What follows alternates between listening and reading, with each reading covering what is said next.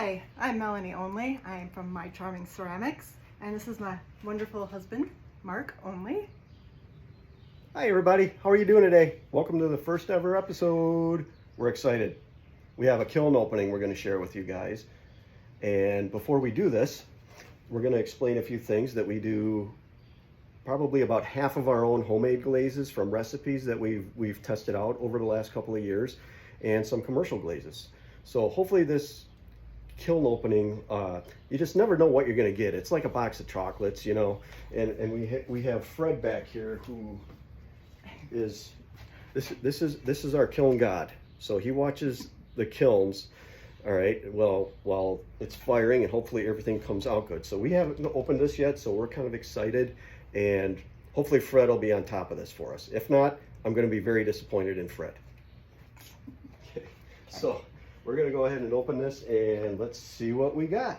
All right. Okay, so we got some basic stuff to start with here.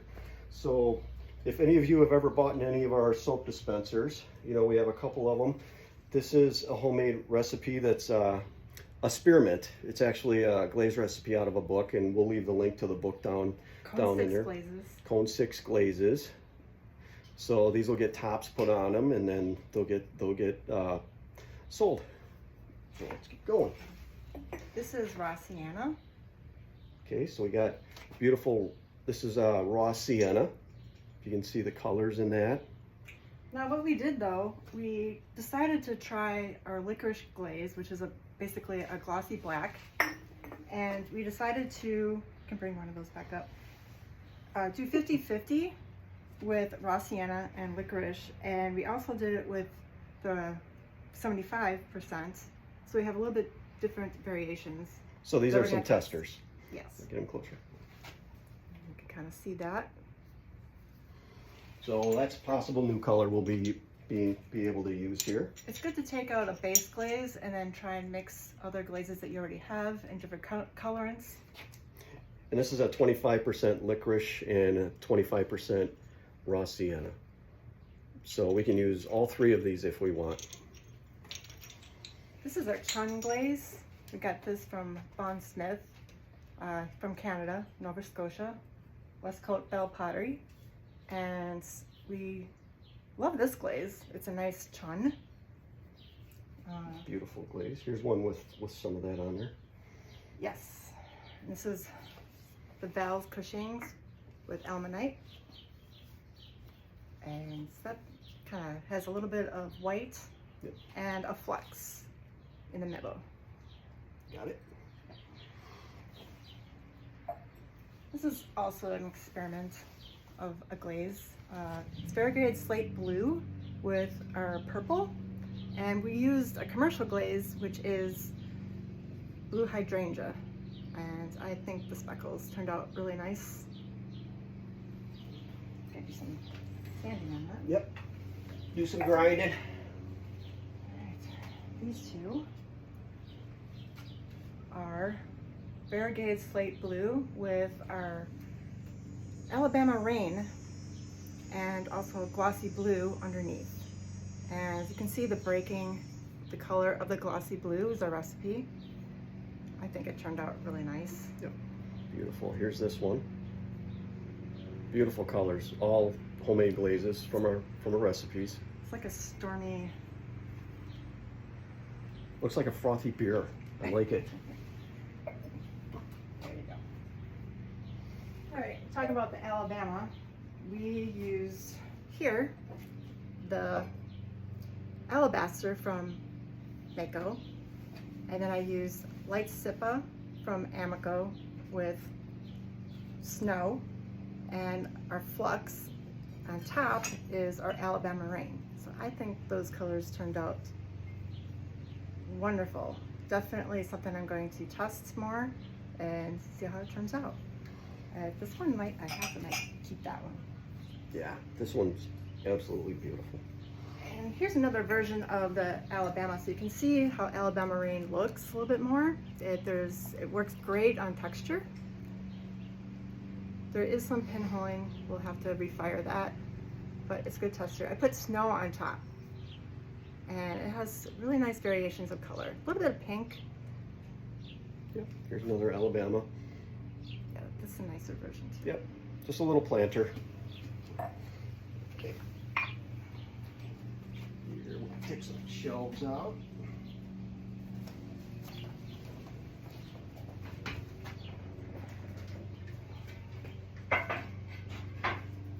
And we did some berry bowls and our variegated blue. It's a variegated slate blue, and we both do these. We work them together. I do the wheel, he does the cutting, he helps me with the handles. I think they're pretty great.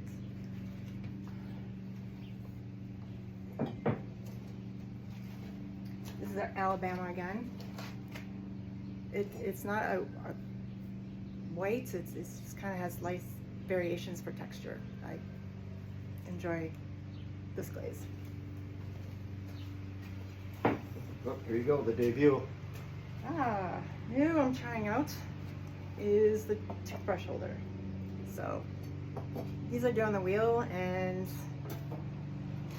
some of them turn out, some don't. Still work in progress.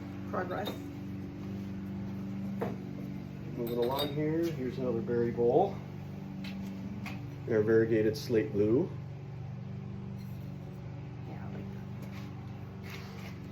that. And this one is the Raw Sienna bottom, and which is ours, and then we did the Blue Lagoon from Amico. And what I did is I put our flex on top, so it kind of does a little variation. Looks pretty nice.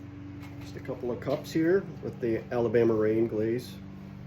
These can probably go good with the toothbrush holder as a combo. So we'll have a restock on our website at www.mycharmingceramics.com pretty soon. I think this is the first time I've really done anything with a solid color.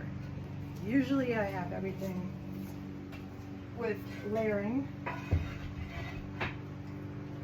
Trying to go a little simple sometimes.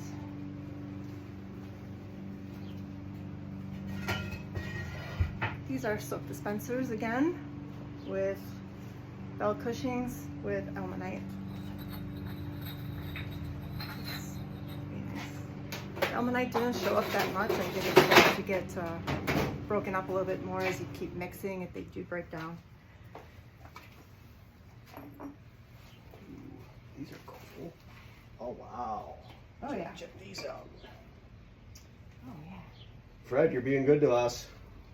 All right, so this is alabaster, and then we did our Chun. Yep, Chun. Yeah. And that's basically it. And because alabaster, we put anything over alabaster, it does do some variegation. It's really nice. It's pretty. Wow, those turned out gorgeous. I like those. Here's another one.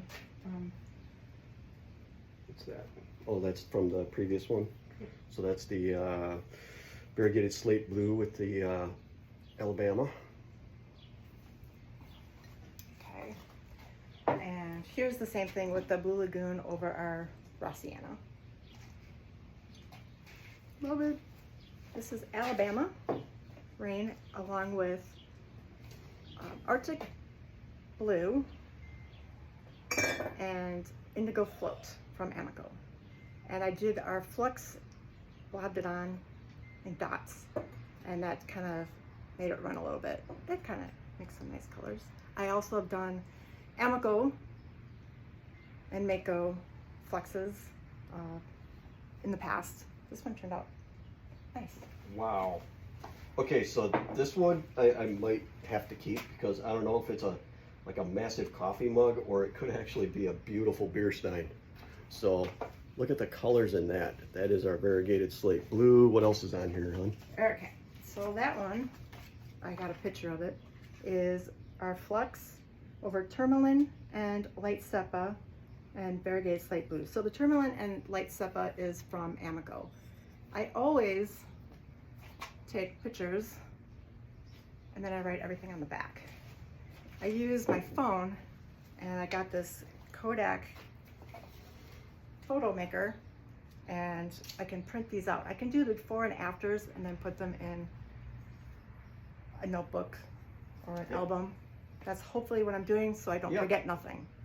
Take notes. Yes. Always forget. There's another one, a little smaller. Yeah. I like those colors. It's kind of like a sunset. A little water.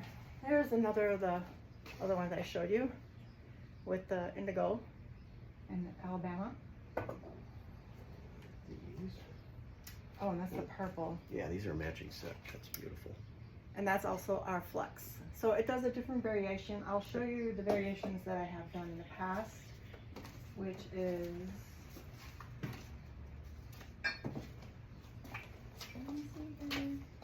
I know I have it. This is like the blue. That's the indigo with clear and Arctic blue and some snow and my Alabama. Now I'm trying to go a little bit more simple so I don't have to put so many different colors on top. So I'm changing things up a little. Well, this is just another soap dispenser, variegated slate blue. Get the top on that pretty soon. Oh yeah, look at these colors. That's nice. Okay, and then we got a couple of testers in here that we're still kind of working with. One of them is a blue-green copper red recipe that Vaughn Smith uses, and it's in which book? That was just his glaze. Just his glaze. So we got the recipe from Vaughn Smith. If you go to West Coast Bell Pottery .ca, because he is in Canada, this is kind of turning out. I think we got to do some tweaking on this recipe a little bit, but you can kind of see how it's wanting to really just explode with that blue-green copper red color. So we'll get it down pat. Okay, and that's about it for today, I think. Oh, this is just a tester of oatmeal. So this is just a regular Amico oatmeal color that we just did a test on. We actually bought this glaze a couple years ago, and if you don't re-sieve your glazes, they can go bad over time, so they kind of got to get re-sieved and remixed really good. So we were having some bad batches, so we decided to re-sieve it. So definitely re-sieve your glazes if you're having issues with them first, before you add any other things to them or take water out or anything like that.